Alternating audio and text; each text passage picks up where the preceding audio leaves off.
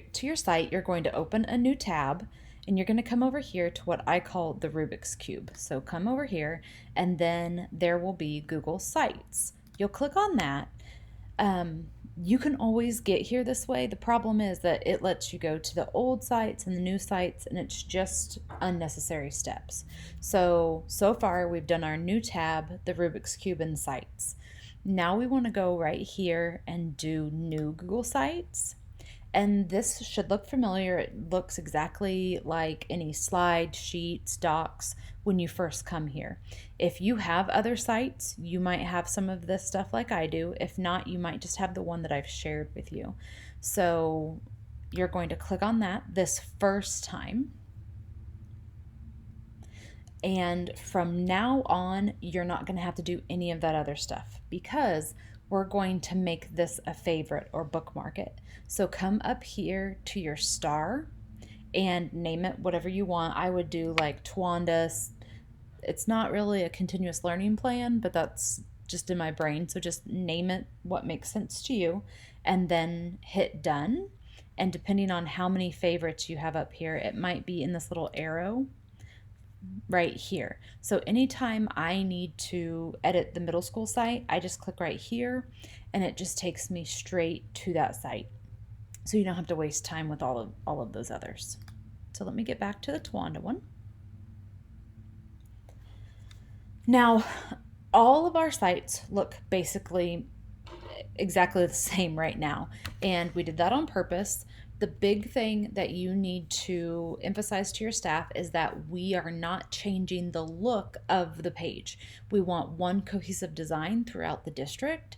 So the way that this basically looks, you are not changing. You won't go in and try to change the title colors. Everything should be the same. And the biggest reason for that is you're going to have multiple people editing their own pages. We don't want one to have lime green, one to have blue. We want them all to be exactly the same across the board on this. What they will go in and change is the actual information on the page. So at your home page, you have an area for office news, hours. We had any special instructions that we wanted to put on here. And then you have the counselor's corner. Now, I had Liz at Oil Hill make her own little Bitmoji scene. So there is room for customization there, but this is just kind of a generic placeholder. I do have one that doesn't have the girl counselor on there if you just want to use that, and we'll get to that here in a second. But here on the counselor's corner, they can just click in here and start typing. If you need more space on any of these, you're just going to click and then come over here to insert. So if I need another text box, I just click and it kind of goes wherever it wants to. It's Google Sites is a little annoying in that way. So here it threw it under counselor's corner. If you look right here, these little dots, I'm going to click and drag up to put it in this section. So I can change this. If I click right here, I can change this to be a title. These are actually headings.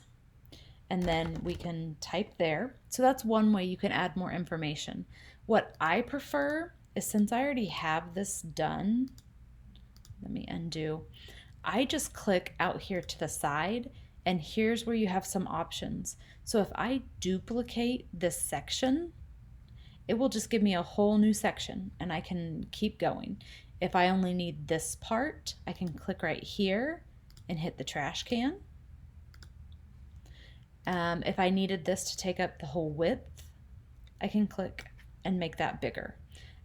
Sites, if you look at as I'm dragging, it works on a grid system, so it's pretty easy to keep things all lined up and everything. If I decided I didn't need this section, I'm going to come over and delete the entire section. So that's a little bit of basics on how to manipulate your home page. As far as your teachers, what they will do, there's a couple different ways that they can get to their section. They can either go up here to the top and click their page, or they can come right over here to the right and click and get onto their page.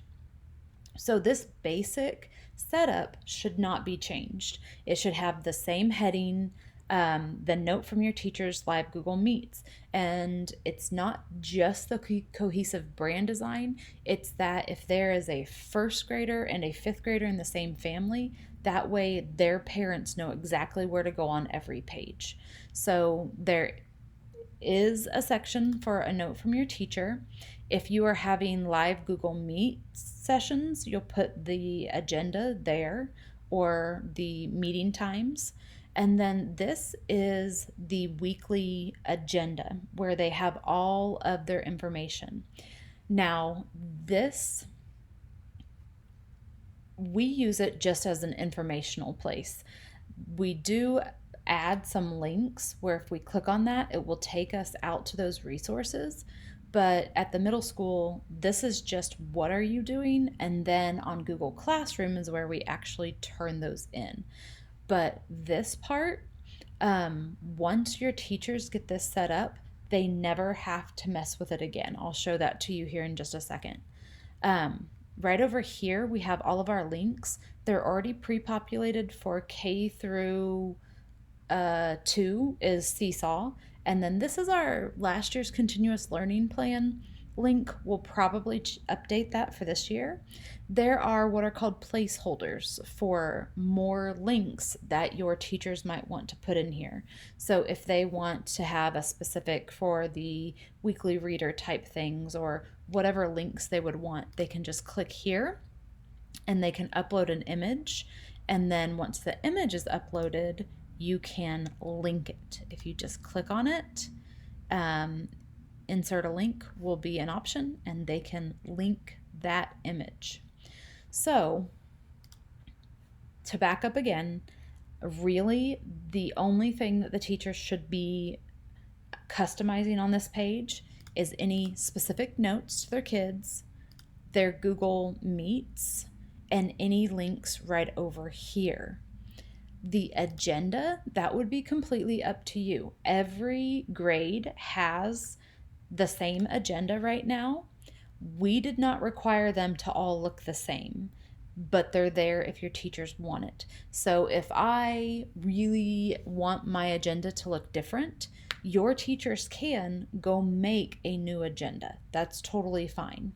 The way that they would put that in there is they would delete the one that we have in there, but see, that just deleted everything. So we need to make sure the teachers know undo.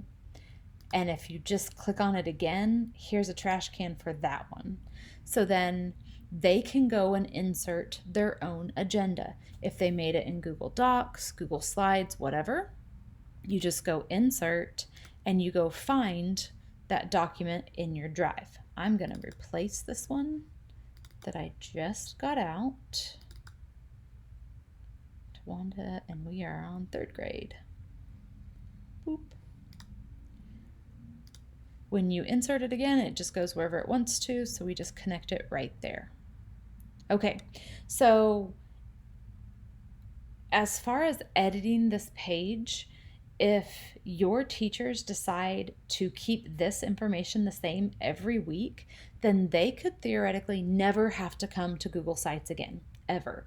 Because what they can do, if my agenda is in Google Slides and I feel more comfortable using Google Slides, then I would just always go to Google Slides and open my document. So this might say Potter's Weekly Agenda, and this is where they can change it.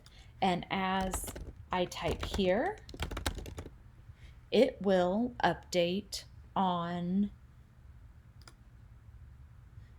this document. So they don't even ever have to go to Google Sites. So if you have a teacher who's very tech hesitant, that might be something that we work on with them, is just editing in their agenda document and not worrying about coming all the way into Google Sites once they have everything set up the way that they want it. Now to publish, you're going to go right here and hit the publish, and it will show you what you've changed. So then you'll just hit publish.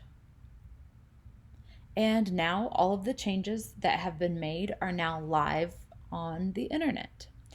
Right now, the principals are the only ones that are on these sites. So whoever you designate to want to get on here, you will do share with others and you will add them just like you do in a normal document, and they will be able to come on here. I really can't emphasize enough that we need to let the staff know what they should be changing and should not, because if they change, they might think, oh, I want this to be a different color. Well, it doesn't just change it here, it changes it for everything on the website. So it's really important that we let the teachers know that this is not a full customizable thing. So I know I've mentioned that a few times, but trust me, when you log on and you see that your website is completely changed, it's a little stress inducing. So that is just kind of a very basic editing for you administrators. We can get a little more in depth for the staff later.